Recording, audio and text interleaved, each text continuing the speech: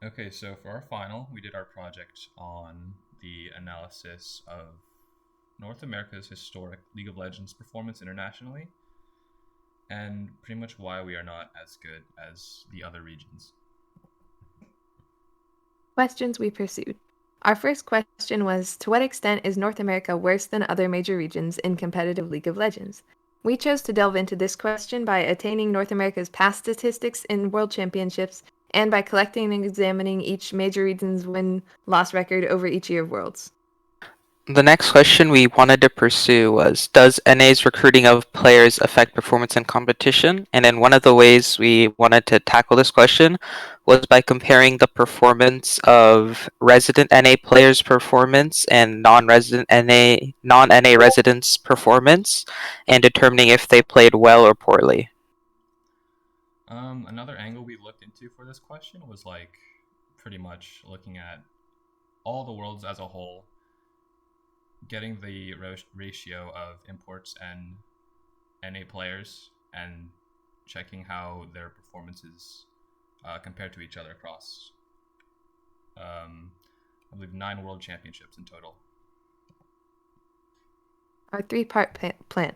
The first part of our plan sought to address our first research question, and we wanted to determine the level of NA's performance in international competition, which means determining whether they are consistently worse than other major regions, and if so, how much worse do they perform.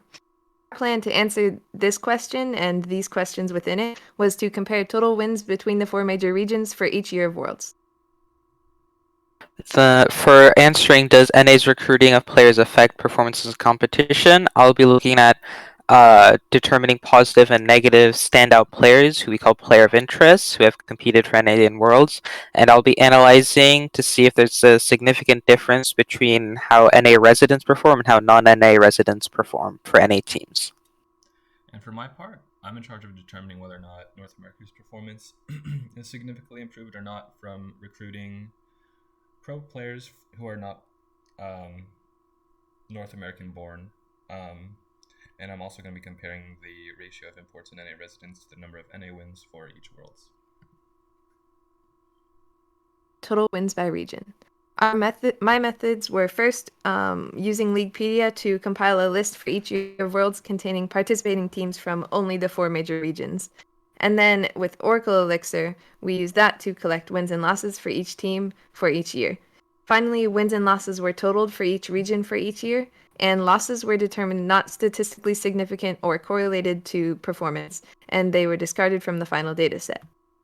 The conclusion from this graph and data that we collected is that the data shows a likely confirmation that NA has considerably worse performance in Worlds than the 3 other major regions.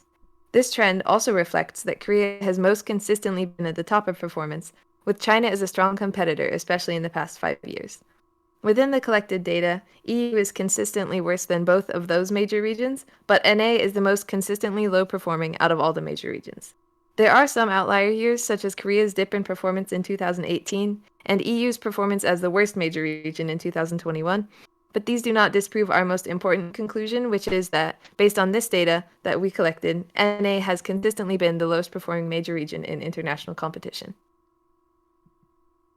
Looking at NA residents versus non-NA resident performance, we gathered our data from the group stage of Worlds for the past 3 years, and for each year we split the data by player position for a total of 15 subsets, and then for each subset we counted how many of each NA player's stats were in, above, or below the IQR for each of the 21 stat columns, and we determined if a player had 7 or more stats above or below the IQR, they are noted as a player of interest and either a player of interest for good performance or poor performance, respectively. And then once we did this for each subset, we brought all the counts together into a new sheet and spread them out and split them by NA resident versus non-NA resident. And for these two, and then we found overall percentages for each subgroup by both year and position.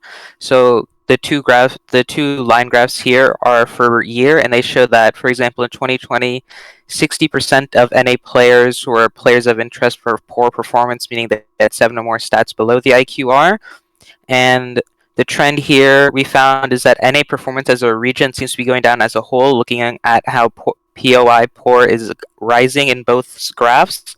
However, NA residents typically perform worse in the sense that their POI poor numbers are much higher, but they also have higher highs in the sense that their POI good is much higher, meaning they had more standout players. And then quickly looking at by position, we found that while non-NA residents typically had more average performances with POI no, NA residents also tended to have more highlight performances with POI good, which we interpreted as a sign that perhaps the difference between the two may not be as big in terms of skill.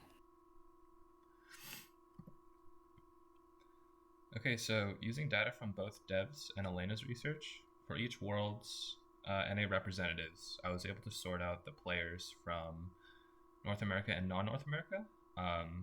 So I graphed these amounts as well as wins and losses for each worlds on a graph that spans across 9 world championships. As you can see, there is an overall downward trend of wins as more imported players displace NA players in the LCS. However, this is pretty much just one factor on the grand scheme of things.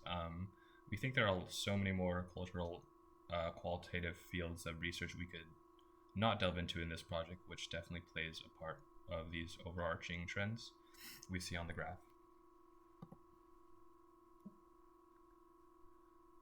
Based on our collected data, NA appears to be consistently worse than the other 4 major regions by our definition of performance as competitive international performance at Worlds.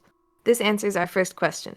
However, it is also worth noting that this disparity in performance is only overwhelming when NA is compared to Korea and China, while the gap in performance between NA and EU has decreased in recent years.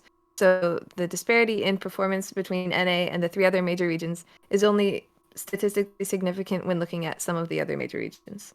And when examining individual NA players for imports versus non-imports, we found that the overall performance of NA players for both subgroups are going down as a whole. However, we also found that the trends show that perhaps the gap between NA residents and non-NA residents may not be as big as current sentiments make it out to be due to the higher highs of NA residents. And overall, we think that performance in the World Championships have definitely not improved since we started gradually importing international players into the LCS. Even with a league consisting of a vast majority of imported players, we have yet to find any significant success internationally. And some takeaways, we learned how to narrow the scope of a research project and effectively decide which research questions to proceed with. We learned how to assess data for cleanliness, like ask questions such as what are the limits of each data set. And we also learned how to collect different types of data, write simple R scripts, and utilize various features of Google Sheets like the create a filter option and customizing charts to properly showcase our data. Concludes our final project presentation for GDIM 131. Thank you for listening.